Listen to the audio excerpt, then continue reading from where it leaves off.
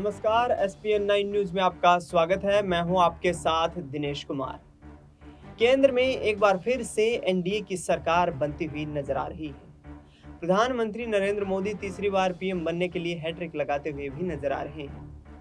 लेकिन इस बीच तमाम सहयोगी दल अब छिटपुट होते भी नजर आ सकते हैं। विशेष तौर पर बात करें महाराष्ट्र की राजनीति की, तो महाराष्ट्र की राजनीति में एनसीपी शरद पवार गुट, शिवसेना उद्धव ठाकरे गुट और कांग्रेस पार्टी ने बेहतरीन प्रदर्शन किया है। कांग्रेस पार्टी इस वक्त महाराष्ट्र की सबसे बड़ी राजनीतिक पार्टी बनकर के लोकसभा चुनाव में उभरी है, जहां से 13 लोकसभा सीटों पर जीत दर्ज हुई है। वहीं 10 सीटों पर उद्धव ठाकरे की पार्टी ने जीत दर्ज की, जबकि 8 सीटों पर शरद पवार के उम्मीदवार बाजी मारने में कामयाब रहे। लेकिन इस लोकसभा चुनाव के नतीजों ने यह स्पष्ट कर दिया है कि एकनाथ शिंदे और अजित पवार का सियासी भविष्य अभी उस लेवल तक नहीं पहुंच पाया है, जहां तक उद्धव ठाकरे या फिर शरद पवार ने अपनी पार्टियों के सियासी भविष्य को ले जाने की यहाँ पर तमाम जो है कोशिशें की थी।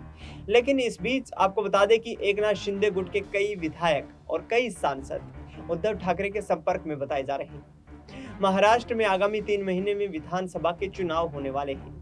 शरद पवार से अलग होने के बाद अजित पवार जरूर बीजेपी खेमे में शामिल हो गए, उन्होंने अपनी पार्टी का विलय कर लिया, लेकिन प्रदर्शन उस अनुरूप नहीं रहा कि अजित पवार डोमिनेंट पोजीशन में अपने आप को देखते हुए नजर आए। लिहाजा यहाँ पर अजित पवार गुट भी एक बार फिर से शरद पवार गुट की तरफ रुख करता हुआ नजर आ सकता है।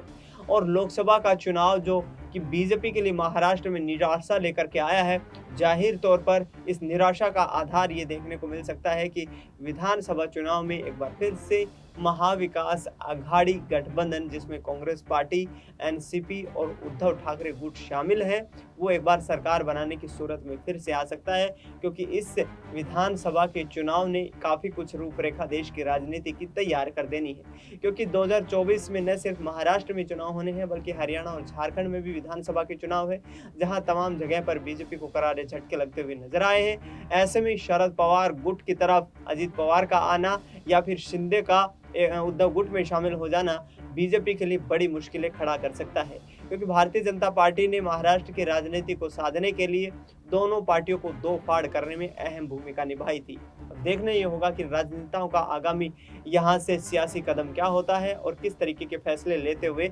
नजर आते हैं। फिलहाल इस खबर में इतना ही। देश दुनिया की तमाम बड़ी खबरों के लिए आप देखते रहिए एसपीएन 9 न्यूज।